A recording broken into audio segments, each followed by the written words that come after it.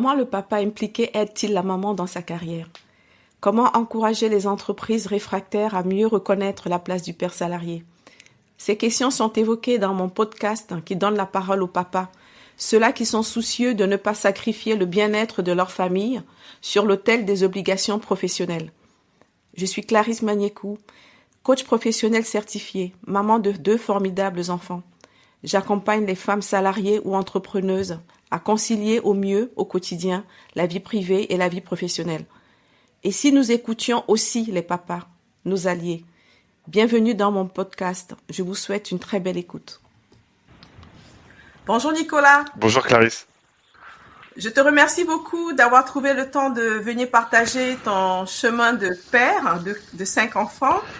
Et j'en profite pour remercier ton collègue Alan qui nous a mis en relation. Avec plaisir, avec plaisir. Si ça peut aider les autres, c'est avec grand plaisir.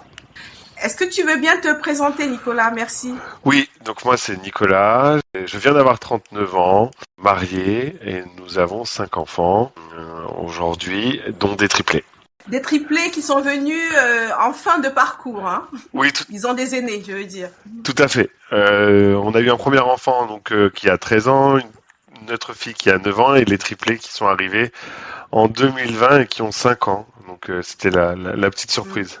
Donc 3 filles de 5 ans en même temps. Et comment on fait, Nicolas, pour construire une nouvelle dynamique familiale avec des triplés? Bah, c'est pas facile, mais en fait déjà c'est un travail en commun avec mon épouse. L'idée c'est qu'on forme une vraie famille. Donc quand tu as des triplés qui arrivent, ça bouleverse toute la vie, aussi bien pour nos enfants que pour nous. Et donc c'est une perpétuelle remise en question. Et donc on essaye. Et ce qui est formidable avec l'être humain, c'est qu'il s'adapte facilement. Dès l'instant où on apporte de l'amour, on s'adapte et on passe chaque épreuve chaque jour. Donc 3 enfants pendant les 3 premières années, c'est très très dur d'un point de vue physique et moral de temps en temps. Et souvent on se rattache l'un à l'autre. C'est surtout ça la grande force. Se rattacher à son conjoint. Puiser sa force dans l'autre. Oui, puiser sa force dans l'autre et dans nos enfants, parce que l'idée c'est qu'ils puissent s'épanouir. Donc c'est les accompagner eux aussi. Et je pense que on peut pas les accompagner si nous on n'est pas l'un avec l'autre. Si on est l'un contre l'autre, les enfants ils le ressentent. Si on est l'un avec l'autre, automatiquement c'est plus simple. Mais il y a des moments compliqués. C'est pas facile tous les jours. Maintenant, comme la vie de chaque parent, c'est vrai que quand on a un enfant, c'est un changement. 3 d'un coup, il faut s'adapter. Donc quand on donnait 1 biberon, 2 biberons, 3 biberons, 1 couche, 2 couches, 3 couches, tout est multiplié par 3. Ce qui n'est pas multiplié par 3, c'est le temps, par contre. Donc ça, c'est le plus dur à gérer, le temps.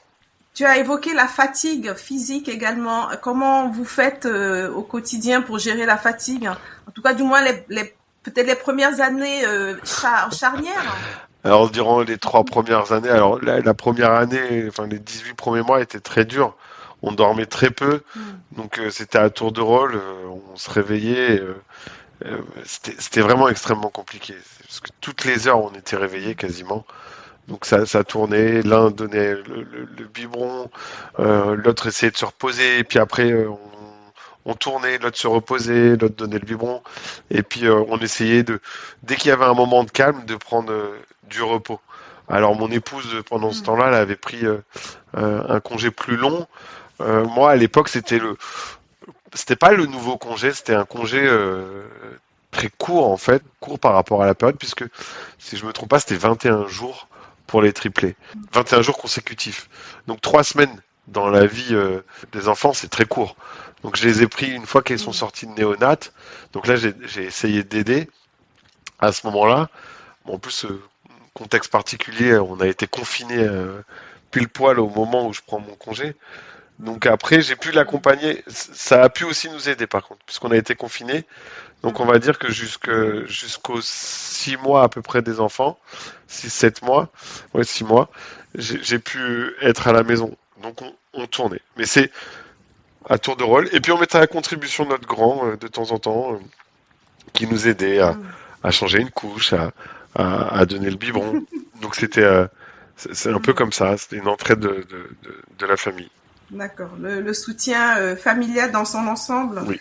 Et tu m'as dit la dernière fois que les grands-parents aussi se sont mobilisés. Oui. Enfin, se mobilisent toujours d'ailleurs. Oui, mes beaux-parents sont d'une aide précieuse.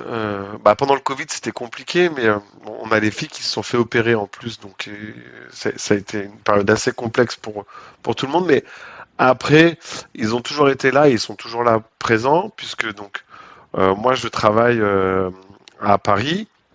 Je n'ai plus de télétravail là depuis cette année, mais avant j'avais du télétravail. Donc les journées de télétravail, je m'occupais des enfants le matin, le midi et le soir pour aller les emmener à l'école, les récupérer, manger avec eux, les déposer et aller les rechercher. Donc ça c'était l'avantage du télétravail. Et les jours où je suis à Paris et où mon épouse, elle, travaille, puisqu'elle retravaille depuis l'âge de 2 ans et demi des filles, c'est mes beaux-parents qui prennent le relais le soir. Donc c'est vraiment une aide précieuse. Le soir, ils les récupèrent avant que mon épouse rentre du travail et qu'on prenne le relais ensuite. Donc, mais sans eux, ce serait compliqué. C'est ainsi que... Pardon, excuse-moi, je t'ai interrompu. Donc, j'entends que c'est une organisation familiale qui a été ainsi repensée après la reprise du travail par la mère. Oui, en fait, c'est comme ça qu'on a repensé. C'est-à-dire que, après, on avait d'autres solutions. On pouvait très bien faire appel à quelqu'un d'extérieur, mais dans ce qu'on crée, on préfère, et même mes beaux-parents préfèrent être présents pour créer des liens avec les enfants, plutôt que ce soit quelqu'un d'externe. Donc pour nous, c'est un avantage certain, mais c'était l'idée, et c'est toujours aujourd'hui l'idée, et un peu plus aussi maintenant, vu que notre grand, il a 13 ans, de temps en temps, c'est lui aussi qui s'occupe de sa petite sœur qui est juste derrière, il va la chercher à l'école, 2 fois par semaine. Donc on essaye de tout faire ensemble. Donc, le grand a bien intégré depuis un moment, je comprends, le fait que sa part est précieuse pour la famille, pour la dynamique familiale. Oui, il en a conscience. Et mine de rien, l'arrivée de 3 petites sœurs, ça vous fait grandir d'un coup. Ça vous fait mûrir, ça vous fait grandir, ça vous fait prendre des responsabilités. Indirectement parce que après, même nous, quand on a eu notre premier enfant, on était encore des jeunes adultes. On avait 25 ans quand on a eu le premier. On apprend, on est jeune. On a eu les triplés, on en avait plus de 30. Donc on avait 34 ans. Donc c'est pas la même façon d'être parent à 25 ans et d'être parent à 34 ans. On l'aborde pas de la même manière. Mais d'avoir des triplés, ça nous fait grandir encore plus vite. Et ça fait grandir les enfants avec, parce que ils s'aperçoivent eux-mêmes que c'est compliqué, en fait, d'en avoir plusieurs en même temps, et que ils ont envie d'aider, et pour pouvoir encore partager des moments avec nous. Donc oui, lui et même sa sœur, qui aujourd'hui a 9 ans, ils ont pris leur part, et leur part aussi de grands frères et grandes sœurs, c'est-à-dire s'amuser avec eux, jouer avec eux, partager des moments. C'est important. Les premiers pas, ils voulaient être présents. Leur premier repas, le biberon, la sortie. Alors c'était même encore plus complexe, mais le jour où mon épouse a accouché, les enfants devaient aller à l'école. Ils ont refusé d'aller à l'école, et vu qu'on n'habite pas à Paris et qu'elle a accouché à Paris, ils ont absolument voulu venir à Paris pour voir leur petite sœur. Donc ils sont venus. Alors ils n'ont pas pu les voir parce que en néonat on rentre pas comme ça, mais après ils ont pu en profiter très rapidement. Donc depuis le départ ils sont impliqués, et puis nous c'est ce qu'on voulait aussi, les impliquer, parce que on allait avoir moins de temps à leur consacrer malheureusement, parce que il fallait aussi en consacrer davantage aux filles. Oui, je comprends que la naissance de leur sœur, les triplés, a été un moment magique. Oui, c'était magique. C'était pour tout le monde. Pour tout le monde, mais c'est vrai que pour eux, oui. Alors Timothée, il avait déjà connu ça, être grand frère, et ça Ça, il avait déjà beaucoup aimé la première fois, il avait pris déjà à cœur. Mais l'arrivée des triplés, il y avait aussi c'était une libération pour eux parce que ils avaient quand même ils avaient peur pour leur maman. Parce que une grossesse triple, c'est une grossesse à risque et qu'on cache rien aux enfants. On n'est pas dans, nous on veut pas cacher les choses. On pense qu'il faut leur dire la réalité dès lors qu'ils sont à même de l'accepter, mais ça sert à rien, on pense que ça sert à rien de leur cacher. Les générations d'avant ont caché beaucoup les choses. En tous les cas, dans ma famille, on voulait pas tout dire. Nous, on leur a expliqué que c'était compliqué, que ça allait pas être simple et que c'est pour ça que maman allait se retrouver à l'hôpital. Et donc, du coup, le jour où les filles sont arrivées, il y avait deux soulagements. Le premier, c'est que maman allait bien, donc ça y est, ils étaient plus tranquilles. Et deuxièmement, ils allaient enfin pouvoir rencontrer leur petite sœur. Et donc, ils étaient super contents. Et quand ils venaient en néonate, juste faire un câlin pour pouvoir les rassurer, passer du temps avec elles, alors que c'est un endroit, enfin les hôpitaux, c'est pas toujours agréable, hein. Eux, ils étaient contents d'y aller. Et ils voulaient tout le temps venir. Bon, c'était pas tout le temps possible, mais ils voulaient tout le temps. Alors le jour où elles sont sorties de l'hôpital, il fallait absolument qu'ils soient présents. C'était obligatoire pour eux. Et donc on est tous allés chercher les filles et on est tous rentrés à la maison. Et là, c'était la fête, hein. Il fallait absolument un œil. Ils avaient toujours un œil sur elles. C'était assez marrant.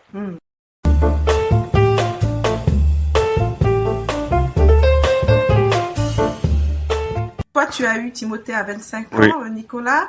Quand t'es-tu senti devenir père avec du recul? C'est ce qui m'a impressionné, c'est que moi, pendant la grossesse, j'avais pas l'impression que j'allais devenir père. C'est bizarre, hein. Toute la grossesse, non. Par contre, dès l'instant où Timothée il est né, eh ben ça y est.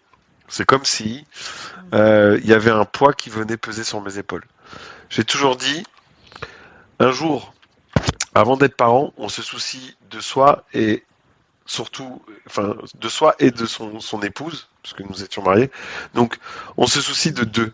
On a peur l'un pour l'autre. Mais après, eh ben, cette peur, moi, j'ai eu peur pour mon fils. C'est-à-dire que tout de suite, j'avais une responsabilité. Et la responsabilité qu'il soit en bonne santé. C'était déjà la première chose. Donc, dès l'instant où je l'ai eu dans mes bras, donc, quand il est né, ça y est, j'étais père. Et, et là, j'ai eu conscience. Ça a été immédiat, le devenir père. Oui, tout de suite. J'étais père, j'étais responsable. Il fallait qu'il soit bien, en bonne santé, que je m'occupe de lui, que mes priorités, elles avaient changé. Les priorités, maintenant, c'était la famille qu'on créait et lui. Euh, c'est à ce moment-là que tout a basculé. Ensuite, Nicolas, concrètement, comment as-tu pris ta place de père? Ah, avec le premier enfant, ça a été très dur. C'est là où c'est marrant parce que euh, Timothée, il a eu une maman très protectrice au départ. On était jeunes et c'était son enfant et c'était très compliqué sur le premier. Il fallait, euh, il fallait aussi que mon épouse prenne conscience que j'étais en capacité de m'occuper de lui. Donc le premier très dur. Après très dur. Ça a été compliqué de prendre la place, de pouvoir parce qu'elle voulait s'en occuper absolument. Tout le temps, tout le temps, tout le temps, tout le temps. Et après, ça a été au bout de quand elle a repris le travail. Donc, à l'époque, au bout de 3 mois, elle avait repris le travail. Timothée allait à la crèche. On avait un travail qui était très prenant. Moi, j'avais, j'avais mon entreprise à l'époque et Madame travaillait dans le commerce et du coup, on avait des horaires très, très importantes.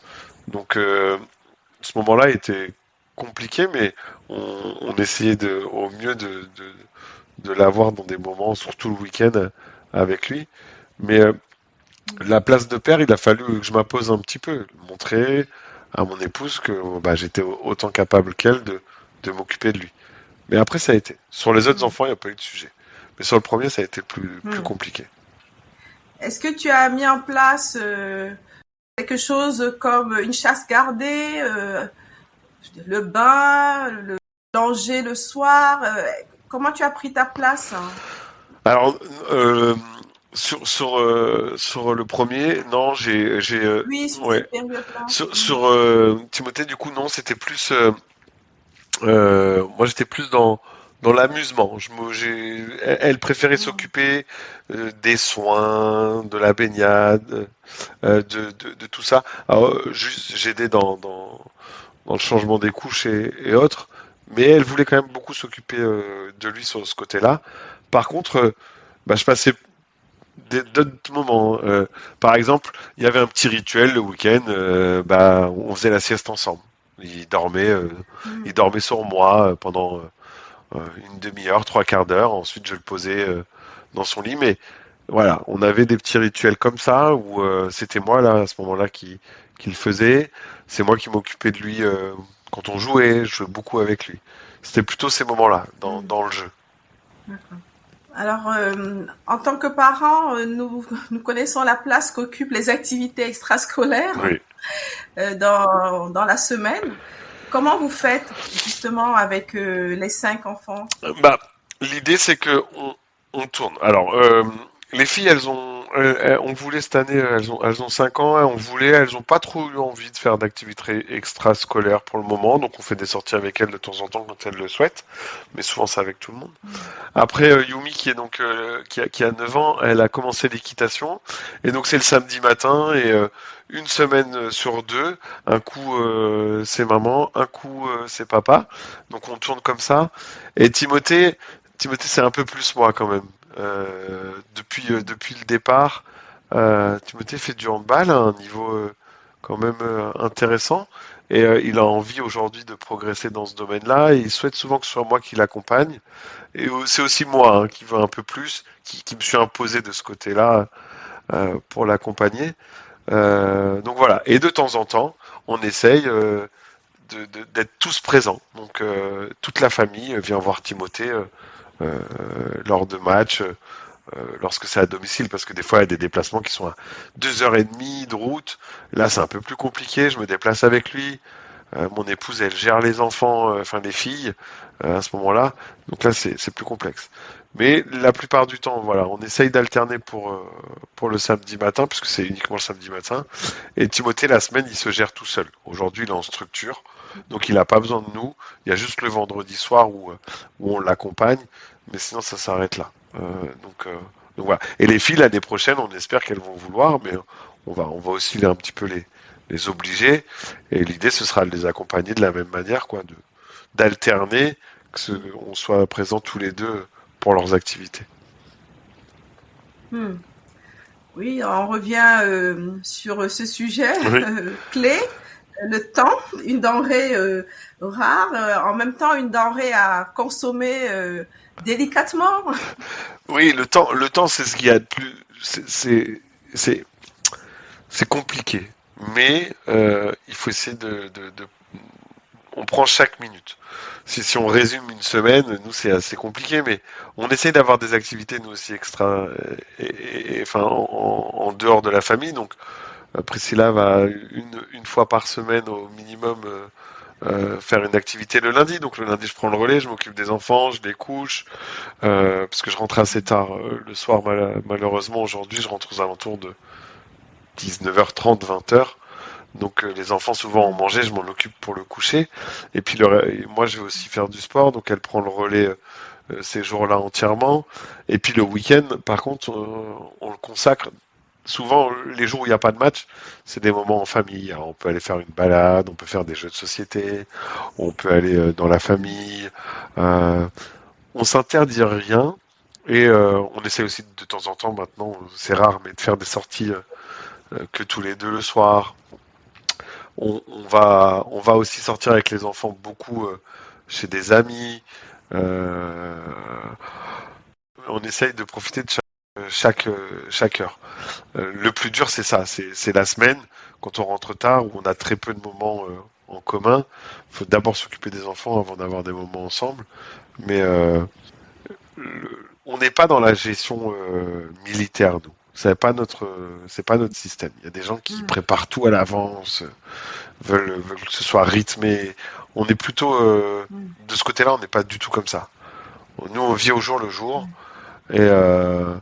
et Alors bien sûr, on prépare un minimum. Les enfants, le matin, c'est timé, il y a un rythme, il y a un rituel, mais il n'y a pas par exemple, nos repas, ils sont pas préparés une semaine à l'avance. Non, ça, chez nous, ça n'existe pas. On, on fait vraiment au jour le jour.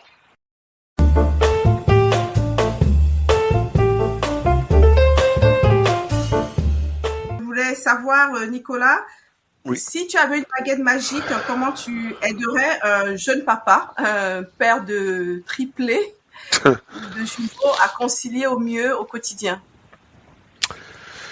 Si j'avais une baguette magique,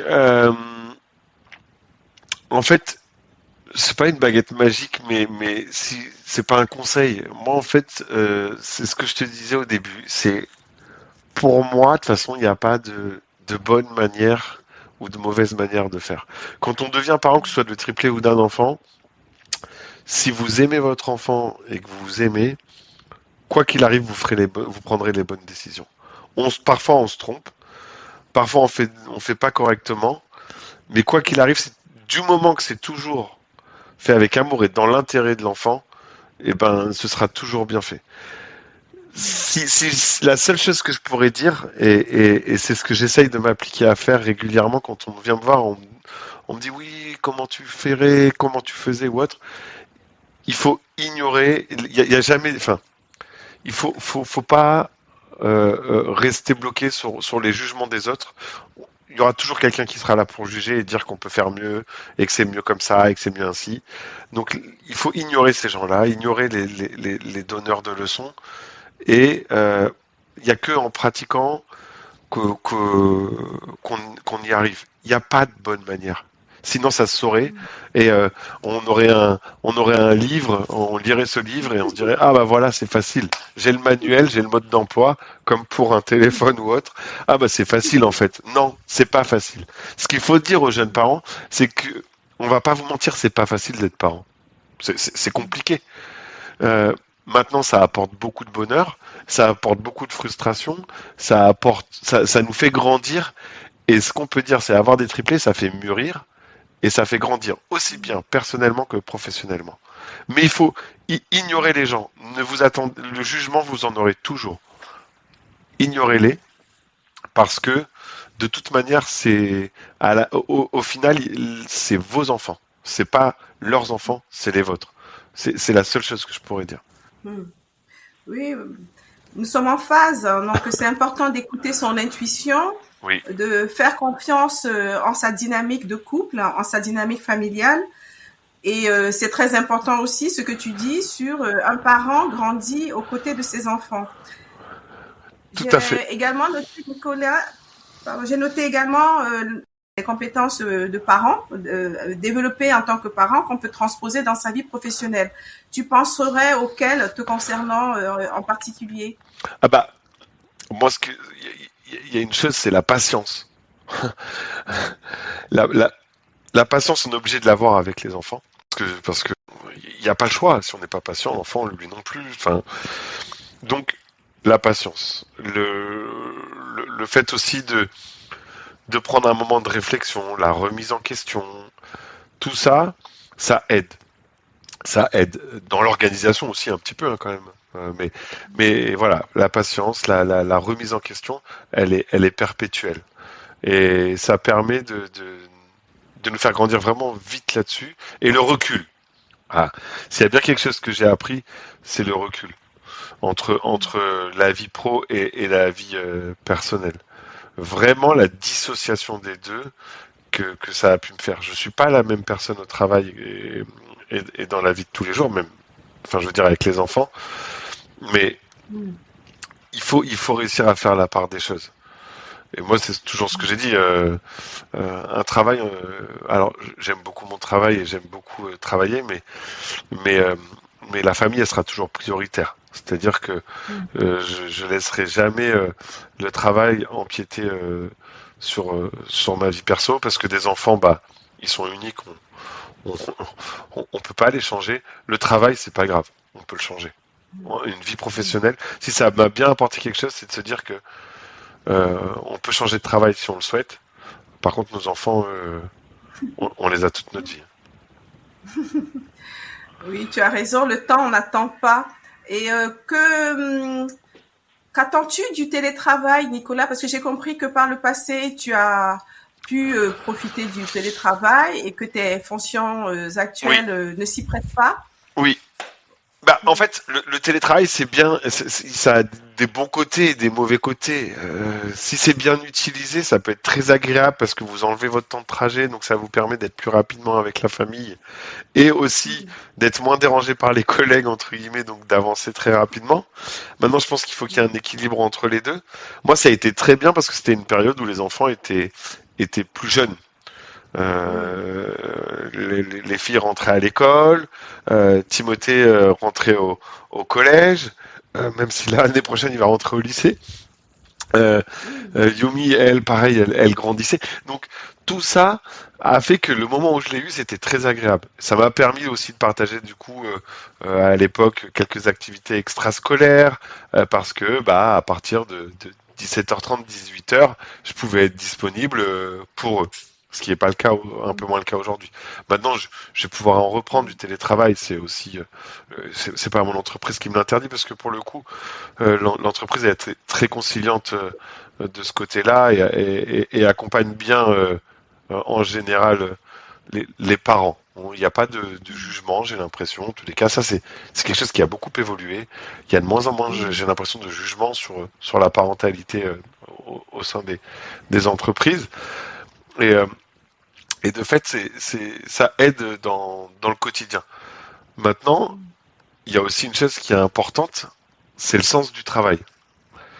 Moi, j'ai remarqué que quand j'étais en télétravail, même si les enfants me voyaient travailler, mais ils n'ont pas l'impression que vous travaillez quand vous êtes à la maison. Or, quand vous partez tous les matins et que vous rentrez le soir, ils savent que vous avez travaillé. Et moi, c'est quand même une notion importante qu'on a envie de leur donner, c'est que il faut travailler. Pour réussir, il faut travailler.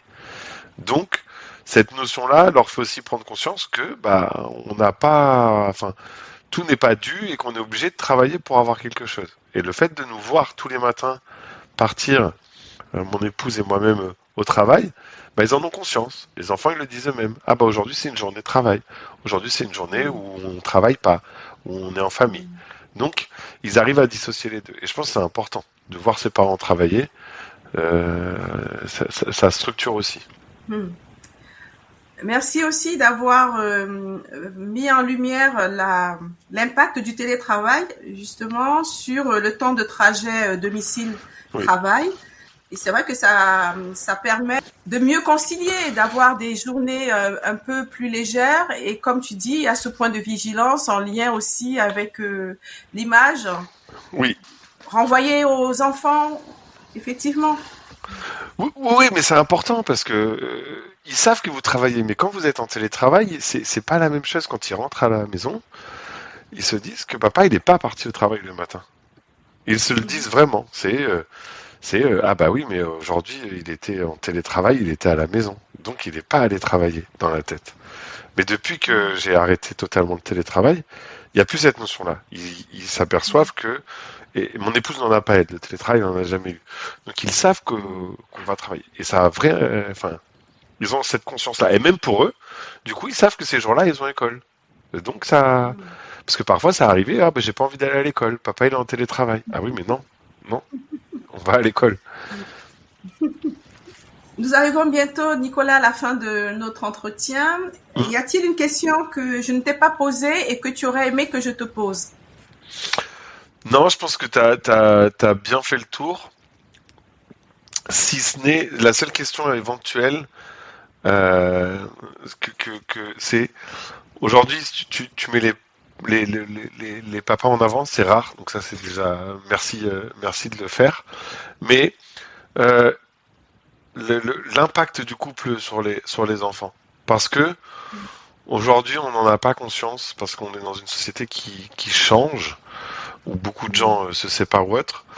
Et, et moi, je pense que aujourd'hui, la force, l'accompagnement des enfants par un couple, quel qu'il soit, dès l'instant où on est deux, déjà c'est plus facile au quotidien et ça aide à structurer les enfants. c'est l'impact du couple sur les enfants. Je pense que c'est énorme aujourd'hui. Oui, écoute, merci beaucoup pour ce retour d'expérience. Et comme tu l'as dit au début, aussi un couple soudé, voilà, qui avance main dans la main Oui, dans l'éducation des enfants, qui se complète. oui, C'est une denrée rare aussi. Et oui. c'est précieux effectivement, Oui, pour la parce qu'on n'a pas les croissance mêmes des visions. familles. On n'a pas les mêmes visions. Oui, Quoi qu'il arrive, on est des êtres différents, on n'a pas les mêmes visions, donc automatiquement, on n'a pas la même appréhension de certaines choses. Et donc ça, c'est bien aussi. Et parfois, ça nous confronte à nous remettre en question aussi, se dire, attends, mais pourquoi lui ou elle a réagi comme ça? Ah, ben oui, peut-être qu'il avait raison et que j'avais tort. Donc, et inversement, peut-être qu'on va trouver un chemin d'entente. Et c'est ça, c'est la force. Alors que quand on est seul, c'est beaucoup plus dur, c'est beaucoup plus, c'est différent. Je pense que c'est différent. J'espère jamais avoir à le vivre, mais ça doit pas être simple non plus. oui, parce que chacun vient dans cette dynamique avec sa propre histoire. Parfois, c'est la parentalité qui révèle des facettes de nous qu'on ne connaissait pas ou des facettes de notre conjoint ou de notre conjointe qu'on n'avait pas vues. Et c'est vrai que, comme tu l'as dit tout à l'heure, on grandit aux côtés de ses enfants. La parentalité nous fait énormément grandir aussi. Oui, tout à fait. On grandit avec nos enfants et le couple grandit avec eux parce qu'ils traversent des épreuves et c'est tout. En fait, la famille, elle se construit. Et si on revient 10 ans en arrière, bah, on n'était pas les mêmes qu'aujourd'hui. Aujourd'hui. Et non pas que avec l'âge, mais avec en effet ce fait que bah on vieillit avec nos enfants, on grandit, on apprend tous les jours. Ce qui est très très très enrichissant, c'est avec des enfants, mais c'est tous les jours qu'on apprend. On apprend tous les jours, tous les jours. Un parent apprend chaque jour en marchant. Exactement. Un grand merci Nicolas pour ton temps et pour ce partage très riche. Au revoir. Merci à toi aussi, Clarisse. Au revoir. Chers auditeurs, un grand merci pour votre écoute. Pour soutenir mon podcast, vous pouvez vous abonner sur votre plateforme préférée. Vous pouvez aussi le partager ou mettre des commentaires. N'hésitez pas à me suivre sur LinkedIn. Je vous dis donc à très bientôt.